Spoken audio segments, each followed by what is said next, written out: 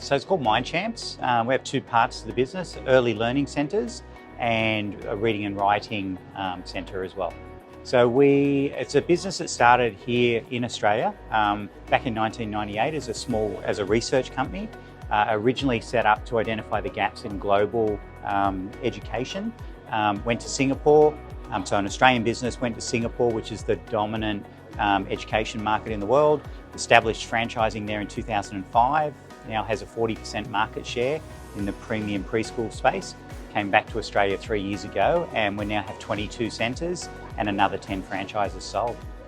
I think it's interesting, David Chiem, who's the founder of our business, talks about, there's a lot of players in the early childhood space, a lot of owned by private equity and investment firms, and their whole business is about building business and flipping and making money. People will make really good money in early childhood centre businesses, but it's about the good that we do.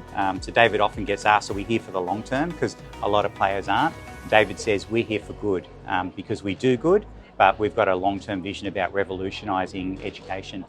So it's that passion and we've got a World Advisory Board. It's got 6 OAMs from Australia on that World Advisory Board and some global leaders in the areas of neuroscience, psychology, theatre and education.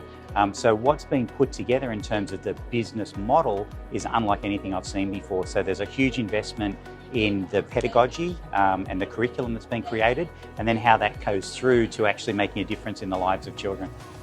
Yeah, I think a franchise partner with MindChamps needs to have a love of children first and foremost, because that's the business that we're in.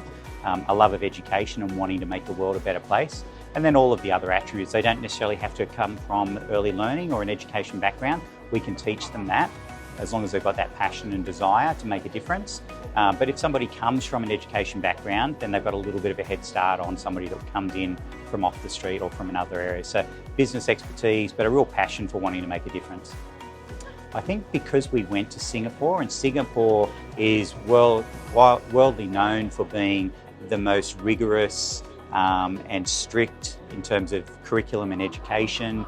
And I think people have a perception that they don't want their children to be forced into learning a certain way.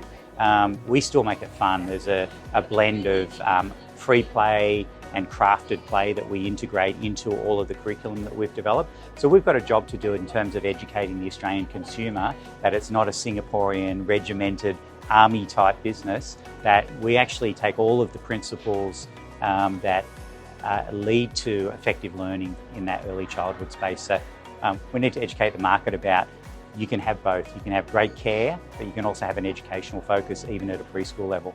The interesting thing is that 70% of children's learning happens in the first 7 years, and we put so much focus on primary, secondary and tertiary education when the foundations of what children do happens in that first 7 years. So we're really teaching them that love of learning. I think the key is understand the business model. How does the business model work? Can you make a good return on your investment? The values, so how important is what the business stands for? What's the product offer?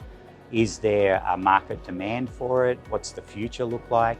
But the values, I think, are critically important. You've got to be aligned to the owner of the franchise or business and what they're striving to achieve and the products and services that they offer. That's key. Key focus for us, finding the right franchise partners has been relatively easy. It's a big investment. You're talking anywhere from $500,000 to $1 million investment. So the market's a little narrower, but the people that come to us know that and they're genuinely interested in what we do. Our biggest challenge is finding locations. It's a very competitive market space, particularly in Sydney. Land is a premium and there are a lot of people and a lot of players trying to get into the early childhood space. So my biggest challenge right now is finding the right locations.